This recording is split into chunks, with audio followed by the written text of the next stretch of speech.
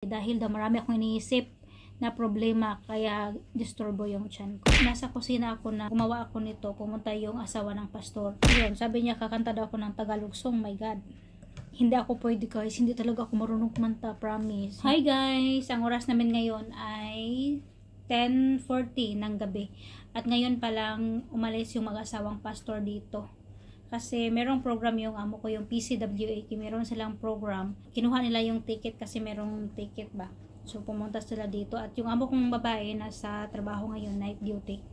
At ngayon, Sabado ng gabi, masakit pa rin yung tiyan ko at gumawa ako ng oatmeal. Ayan. Ito lang yung kakainin ko ngayon guys kasi medyo masakit pa rin yung tiyan ko ba. At alam nyo ba guys, sobrang na-touch ako kasi nasa kusina ako na gumawa ako nito, pumunta yung asawa ng pastor at yun, sabi niya ano daw ginawa ko kasi kumuha siya ng tubig ba, kasi naglagay na ako ng tubig dito pero nakulangan siya sa tubig. So pumunta siya doon sa kusina at nagtanong anong ginawa ko.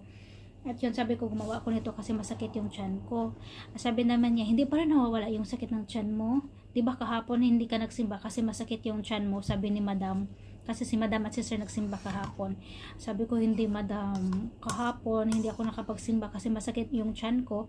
Tapos ngayon, hindi pa rin siya nawawala. So yun, nagtanong siya, ano yung simula? Bakit sumakit yung tiyan ko?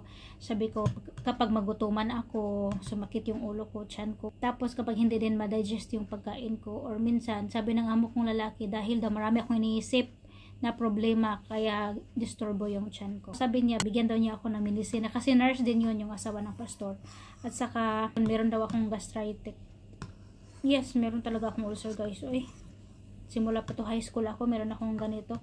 Nagdasal kami bago sila umalis, kasi ganyan sila dito guys, itong pastor namin, bago sila umalis dito sa bahay ay magdasal kami. So nung nagdasal kami, binanggit ng asawa niya masakit daw yung tiyan ko, ipag-pray daw. So pinag-pray din ako ng pastor guys. Sobrang saya ko talaga. Pinag-pray ako na sana maging okay. Basta guys, natouch ako sa prayer niya. Tapos kadalasan mag-pray siya kung para sa akin, English talaga yung sasabihin niya para maintindihan ko. At saka kanina pala, pagkatapos namin nagdasal, napag-usapan na naman nila ako, sabi ng pastor, na pwede ba daw akong kakanta ng Tagalog kasi ang alam daw nila yung mga Pilipino mahilig daw kumanta. Yon guys, namumula talaga ako guys. Sabi ko talaga, sorry sir pastor, hindi talaga ako marunong kumanta kasi marami silang mga kaibigan ng mga Pinoy ba, kasama sa trabaho Pinoy. Alam daw nila yung mga Pinoy mahilig daw kumanta. Sabi ko, sorry yun pastor, kay di yun ko kabalo mo kanta. Akong tingog di yun maayo. Natatawa sila, pati si sir natawa din. Sabi ni sir, maganda yung boses ni Joby pero hindi talaga siya mahilig kumanta. Minsan marinig kasi ako ng amo kong lalaki dito, magkanta-kanta talaga ako guys ba. Pero problema, out of tune talaga yung kanta ko.